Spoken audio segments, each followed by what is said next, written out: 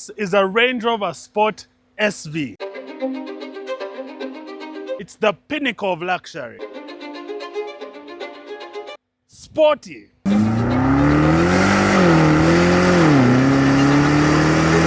Capable of going off-road.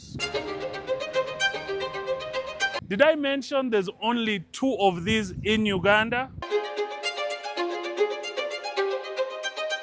And it's also supposed to be a Range Rover. Also, big shout out to the guys at Venus Motors for giving us this SV to review. So, my name is Farid Matovu, and on this episode of Shifting Gears, we have the 2025 Range Rover SV. The Range Rover SV is here to replace the previous Range Rover SVR, but it has a gigantic secret under the hood. Under the hood, this car is powered by a 4.4-litre twin-turbo V8. If that sounds familiar, that's because it's the same 4.4-litre twin-turbo V8 in the BMW M5. Range Rover just got the engine and souped it up to 625 horsepower and plugged it into their Range Rover SV.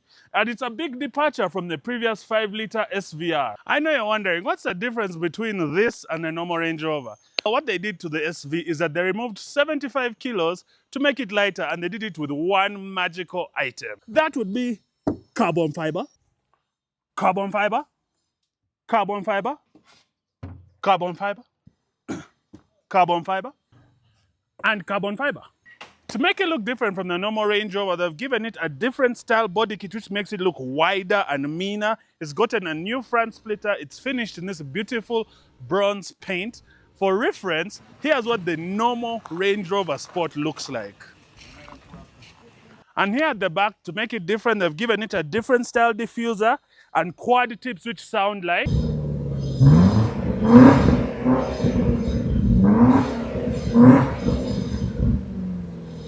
This car was optioned with a black and white interior. You get these SVR seats with SVR grain into the, almost like the backrest. You have an Alcantara headliner. You have these really nice flappy paddles. And did I show you that when you press this SV button in the middle, the lights turn red? You have Range Rover's infotainment screen, which is one big screen. I don't know how I feel about that. I miss the physical buttons, but it's tech, it's smart, you know, luxury. I forget to mention some of these interior features.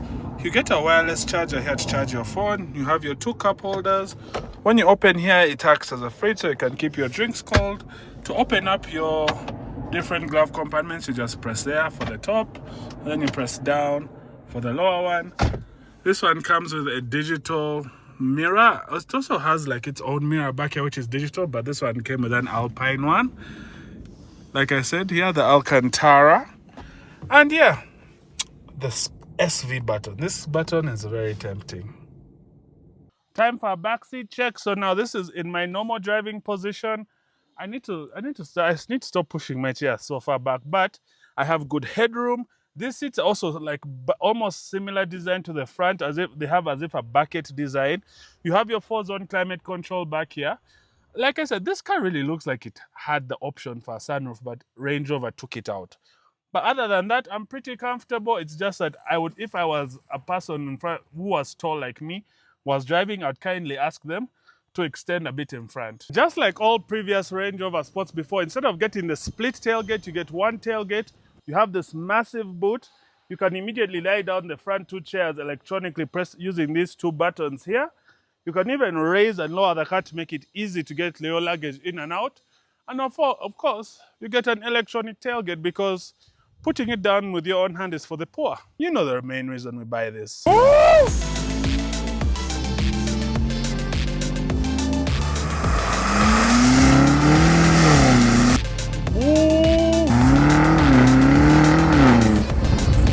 I put the camera there and I started driving and it threw it out.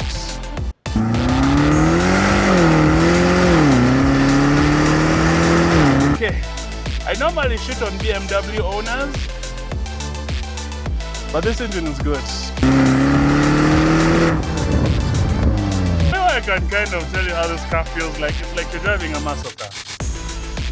It's like it doesn't feel like a G-Wagon. A G-Wagon is very silly to drive because you know it goes like this and then the car shoots off. But this car just feels like it has grants. And like if you gave this car an exhaust, oh my god.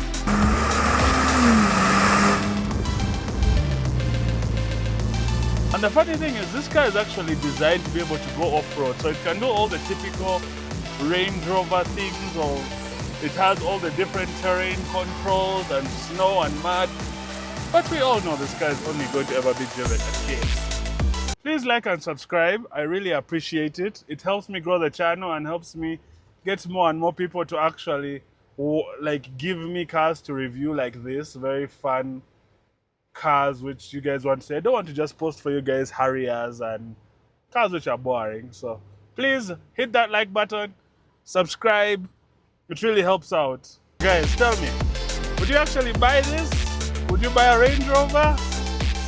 Actually, I would just, the fact that there's only 2 of these in Uganda, that means only 2 people, or I'm technically going to be the third person who's going to experience what this new SV feels like.